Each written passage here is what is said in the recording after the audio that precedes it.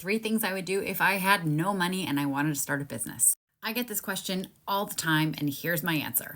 Oh, and hi, I help ADHD business owners make more money in less time with fewer distractions by showing you how to discover your profitable niche, design an offer that they are starving to buy, and teach you how to market and sell your services for big money without wanting to vomit.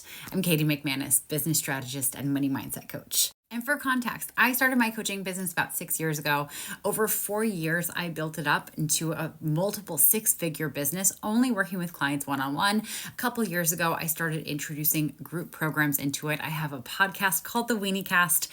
And if I were to start over again, if I had no idea what I was doing and I had no money, this is how I would start. Number 1, I would just get a job. And I don't mean that in a, well, I'll just get a job and give up on my dream and not start a business kind of way. One of the things that I know firsthand and secondhand from my clients is that starting a business does take money. There are certain tools that you're gonna have to get to be able to do this successfully without driving yourself nuts.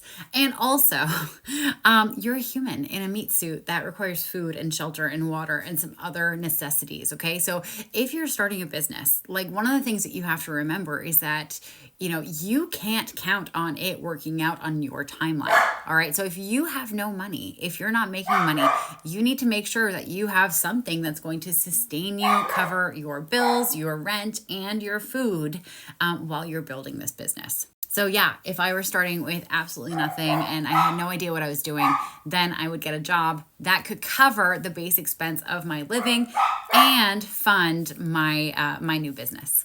Number 2, if I needed money to be able to start a business, one of the things that I would absolutely do, if I had no idea what I was doing and I needed some capital to be able to hire a coach, learn how to do the thing, buy the stuff that I would need for my business, I would literally go door to door, offering to power wash people's decks and driveways. I can't even make this up. I would hit up a friend who lived in a nice neighborhood and I would ask them if they would be willing to go door to door with me so that there's credibility and also safety because I'm a woman. And I would go to all the homeowners and just say, hey, listen, I'm coming through on Saturday and I'm going to be power washing driveways and decks and just checking in. Would you like me to come by and add you to my appointments for that day? And if they said yes, I would just ask them to put a $20 deposit down. And then as soon as I got 10 houses, with a thumbs up that they wanted me to come by on Saturday to power wash their stuff, I would then go to Home Depot and I would rent a power washer and I would come through and I would do my 10 appointments and I would collect whatever I was charging for that day.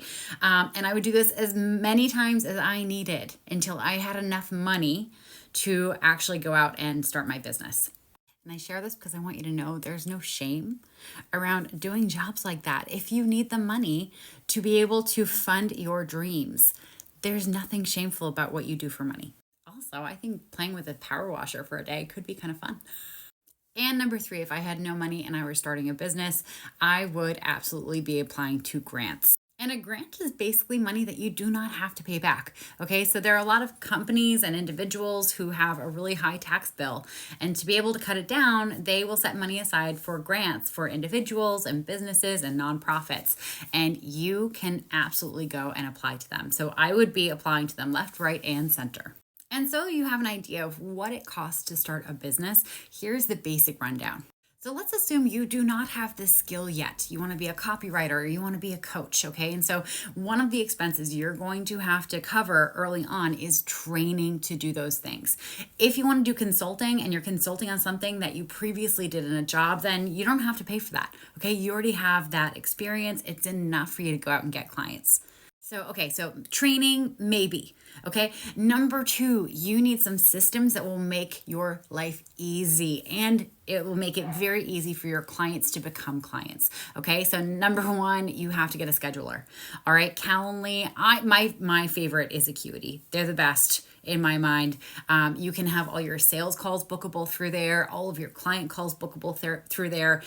If you have clients who are on a monthly retainer where they pay you each month for a certain amount of work each month, you can set up subscription payments through there. It is just kind of like a one-stop shop, and they're amazing. But that's another $25 a month. Now, you don't have to pay for a credit card processor. They will just take 2.9% out of each payment that you receive. I don't think you need a website. Early on, if you're just starting out, you do not need a website. You just need to invest some time on social media. But if you're starting a business and you've never done this before, and you don't know what you don't know, what you don't know, then you're also going to need to invest in some help, because it can take years to try to figure it out on your own. And depending on your budget and depending on the type of business you want to start, you can find support out there that's anywhere from $200 to $5,000 per month. So if I were to start a business and I had no money and I had no idea what I was doing, I would do one of those three things until I had enough money to be able to invest in the things that I needed to get started. And I would make sure to invest in help, especially if I didn't know what I was doing, so that I could accelerate the whole process, right? Because DIYing a business, it can take years to make some money back. And if you're thinking about starting a business or you're in the process of starting one and you're struggling, please tell me in the comments, what do you want me to do a video on next?